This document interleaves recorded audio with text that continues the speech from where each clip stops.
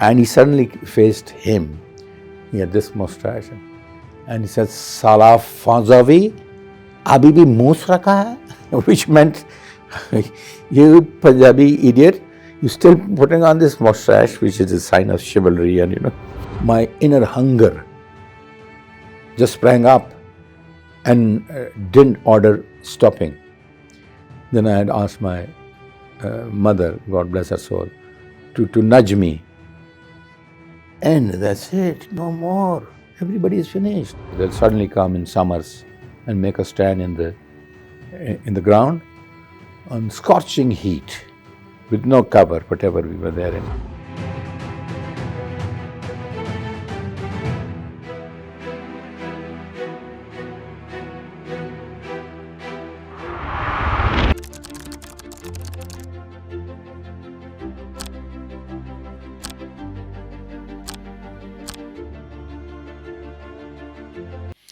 I joined the army as a cadet in PMA 1968.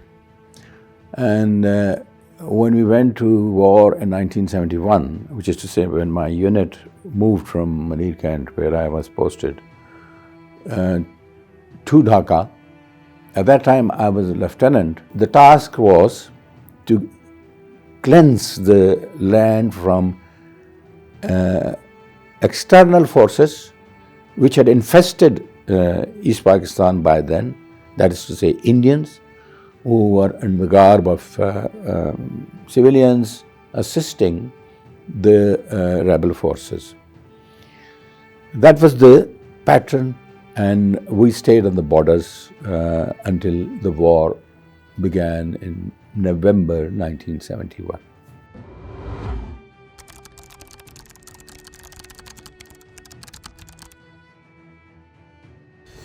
After the surrender, first thing that happened was that the surrender took place in Dhaka by General Niazi on the 16th of December 1971. The place I was fighting in was called Bhairab Bazaar, close to Sylhet. And there we kept on fighting because we didn't get the message that surrender has taken place. We kept fighting for 2 days.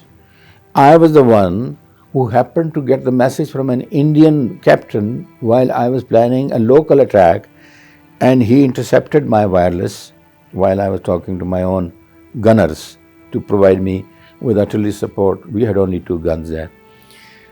And he said, stop this nonsense because General Niazi has surrendered. And I thought, you're pulling my leg. He insisted, and we exchanged, explicit, anyways. So I then walked over to my Brigadier Sadullah Khan, a great man. And the general also happened to be there, Qazi Majid, who was our div commander. We were all in one place. And they asked me to stop because the general said, I know he must have surrendered. So we surrendered on the 18th. Now what was the surrender? For us, surrender was a word. We had not known its spellings. We were never trained to surrender. Now what to do? And we had no idea how to go about this. Then communication was established between the Indian brigadier and our brigadier, Brigadier Sadullah, over the wireless. And you wouldn't believe it that we asked them to bring some dal and flour, atta, so that our troops can have something to eat. I hadn't eaten for the past 4 or 5 days because there was nothing. We were just lying about. So when the surrender took place, they said there will be a ceremony, like in Dhaka, the ceremony took place. You'll drop your weapons and go back. And Brigadier Sadullah Khan said nothing of the sort. Now we will surrender, but we will tell you how we surrender, and you will have to take it. He said, they said, no, you can't say that. You're a prisoner of war. Do you know that? I said, yes, I'm not a prisoner yet. We still have our arms. If you don't accept that, then you're free to come and get it from us. So the Indians were very clever. They didn't want to create another war after the surrender had taken place in the headquarters. So they said, oh, okay, what do you want?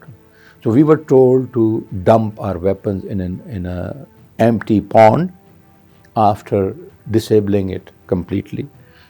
So we destroyed our firing mechanism and threw grenades in barrels of the guns, broke the wireless from inside, left every equipment and weapon incapacitated, and then dumped it in a pond.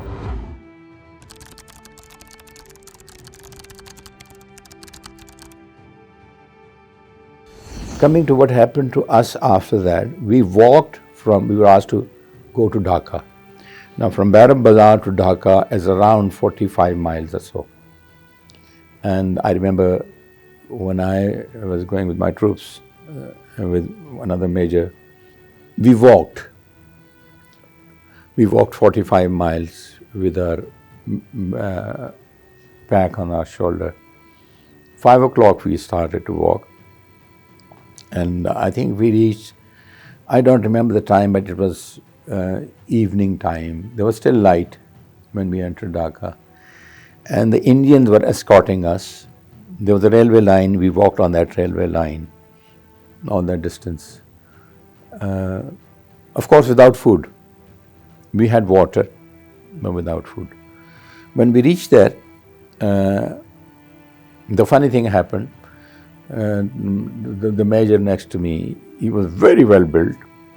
I mean, my thighs was like his biceps. And he had a mustache. He was fair looking, Pathan, from Charsada. And we entered Dhaka, you can say the outskirts, and the Bengalis were standing on the roadside, booing us and, calling us names and all that stuff, which was quite natural because they had just been liberated 2 days ago, 3 days ago. And Indians were keeping them away from us. That was an understanding. I said, if you can't do that, then we would go with our weapons and defend ourselves. In any event, we were walking and there were slogans and shouting. And suddenly one small Bengali, small means he was small in size. He was a mighty man because they had liberated their country, but he was small in size. He just broke the cordon and came right in front of us. So I and my colleague, we were walking, with our bags on the shoulders. And you can imagine after 45 miles all day long. And he suddenly faced him. He had this mustache. And he said, Sala Fanzavi, abhi bhi moos rakha hai? Which meant, you Punjabi idiot, you're still putting on this mustache, which is a sign of chivalry, And later on, we laughed our guts out. Tried to find humor also in, whatever happens, but we don't moan all the time. So that poor chap, he cut his mustache, never had a mustache ever again. And he said, I'm not even a Punjabi. So in Dhaka, then we were in our own cantonment where we were put in barracks for our troops. So the Red Cross then entered in the scene, the International Red Cross Committee of ICRC. They started to register us. Which unit, what name, what rank. And they were compiling a list of who survived and who didn't. My name got lost somewhere in the list. My family was told I'm missing, believed killed for nearly a month or so. And later on it was clarified. In any event, after that registration, India was taking time to set up prisoner of war camps in India. And they were also confused, flabbergasted. They didn't know how to organize this massive movement. One misnomer that in Pakistan people, or generally people call it, we were 90,000 prisoners of war. We were 90,000 prisoners, but out of those, the army was nearly half, 40-something thousand. Beyond that, there were not enough troops there.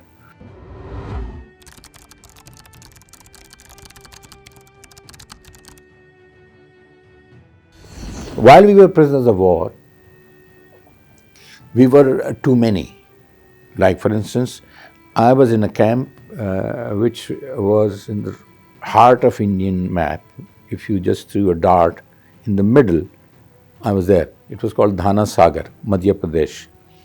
And there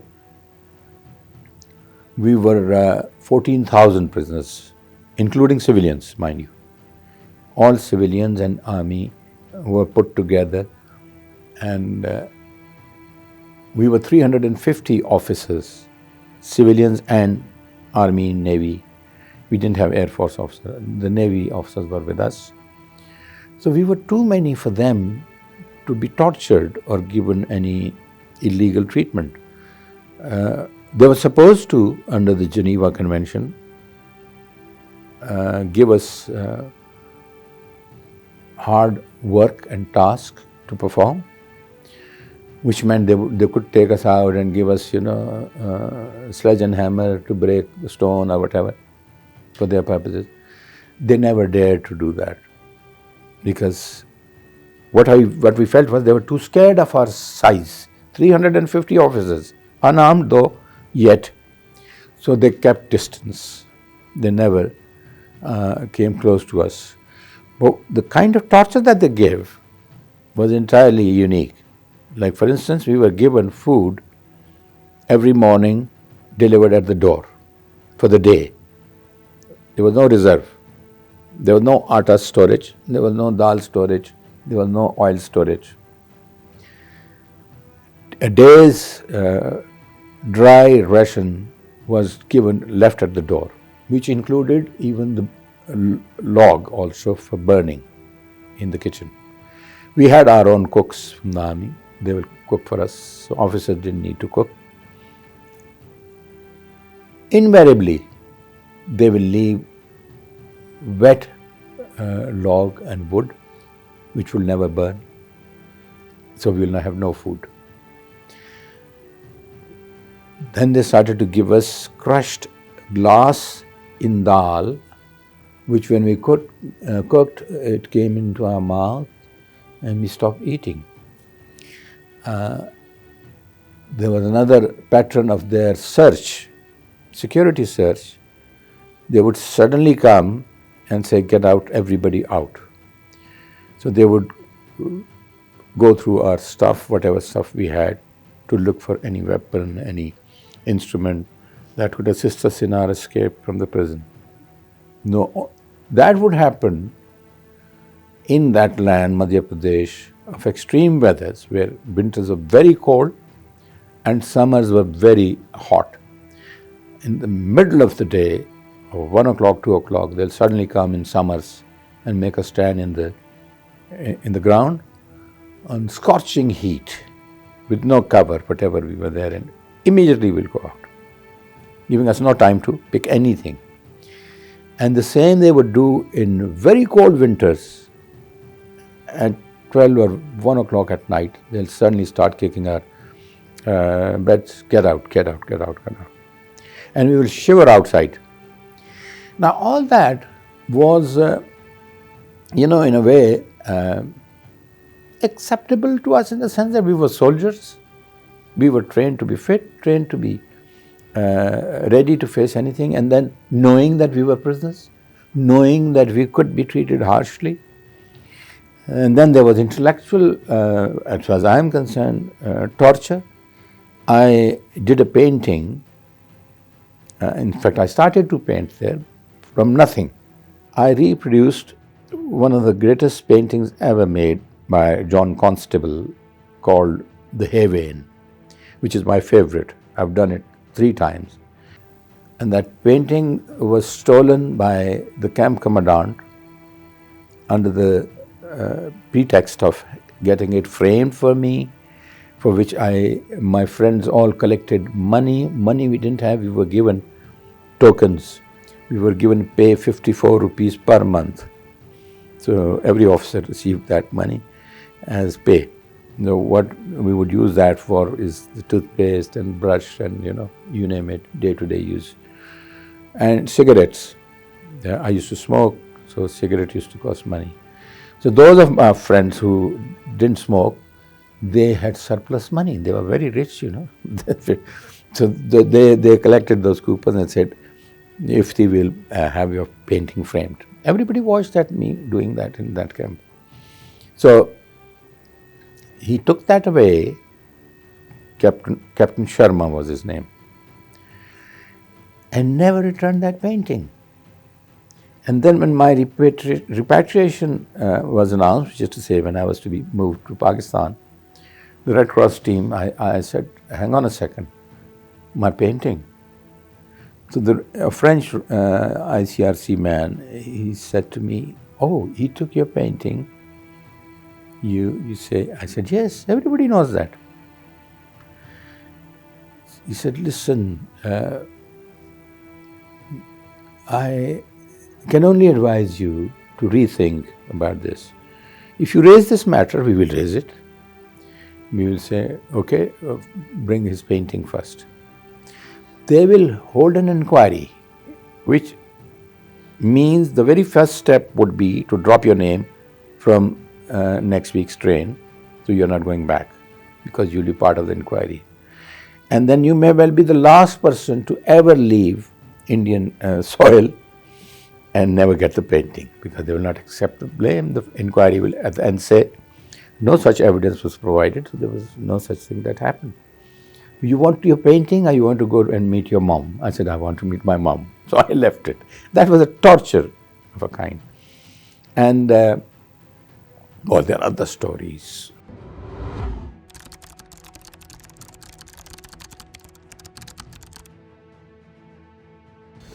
The best site, there were two best sites on the way. One was Taj Mahal. The train circled around Taj Mahal, so we had a long, good look at Taj Mahal. And at one station, when the train stopped, there was one Indian major in uniform, standing and looking right across my window where I was looking outside the platform, at the platform. And I read his nameplate, it said Aslam. And there were tears running through his eyes, that Indian major. He didn't utter a word, he just stood there. And that I can't forget. Then we crossed the border, I can't forget two things that happened. Number one, I wanted to read the hoardings. There were hoardings welcoming us. We were given a tremendous welcome by the government. And when I crossed the line, there was such thick pile of red carpet that I remember tumbling over it. It was so soft that I tumbled. And of course I went into sajda first. And the tears were rolling through my eyes. I couldn't read the hoardings slogans, I wanted to read as to what is written. We were received by Muhammad Ali, Zeba, and the Chief Minister Hanif Rame at that time. So every day, whenever the train was coming, such celebrities were asked to go and welcome us.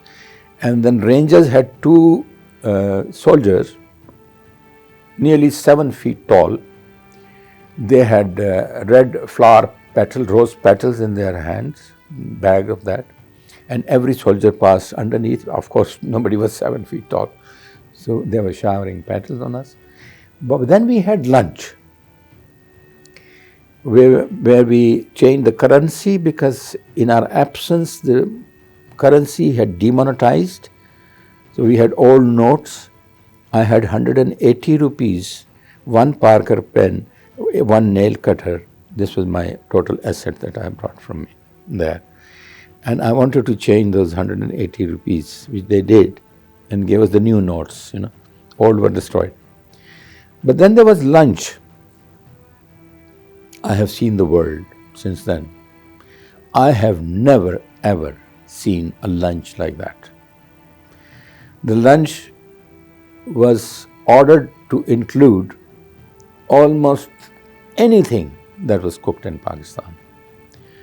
So that if any one of us wanted to have, say, Quetta Saji, the saji was there. Anybody having maghaz was there.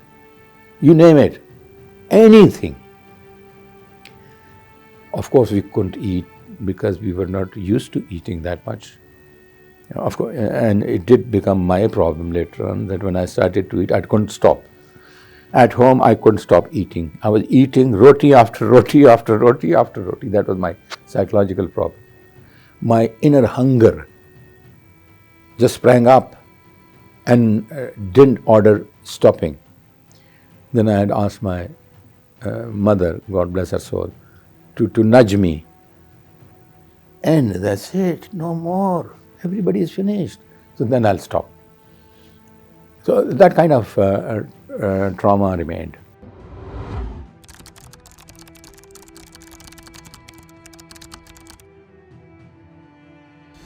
This was one problem I told you about food. It literally was a problem. Secondly, I had no concept of the worth of money. I had money and I didn't know if 500 rupees, 100 rupees or 50 rupees or 20 rupees were any different. So if I gave something, I was not bothered about the change that was supposed to be given to me, or if I by mistake gave more money and I didn't. So I had no idea of the worth of a note or currency. Second, and I was to be assisted in that. For God's sake, it only means he's asking 15 rupees, you've given him 50 rupees. They take the money back. Secondly, I bought my very first car with the saving. You know, we were continued to pay our salary, unprecedented in the world. No prisoner of wars are ever given their salary or perks. Mr. Bhutto was the Prime Minister then. He had ordered that every prisoner of war returning home will be given their full salary since they left this place to East Pakistan. So I had money with which I could buy a car. My family had saved my money. So Volkswagen Beetle was my first car. And when I would drive it, you will not believe it, I will drive it at 90, 100 miles an hour. In the roads of those days when there was no motorway. And I never thought I was going fast. If anybody sat next to me, they will suddenly hold my hand and pray to me, for heaven's sake. I said, what happened? That you're going on, you're flying. And that slowly dawned on me that speed is something that I have to control. I didn't want to accept the martial law in those times. I had seen the worst of it. I didn't want to get that again. So this remained with me. Then, of course, you know, the psyche, the totality of the psyche also had different shades, which are not common and normal. And a lot of people say, you're not a normal person, not in the negative sense, but diversified senses. And all that I attribute to such experiences in my life.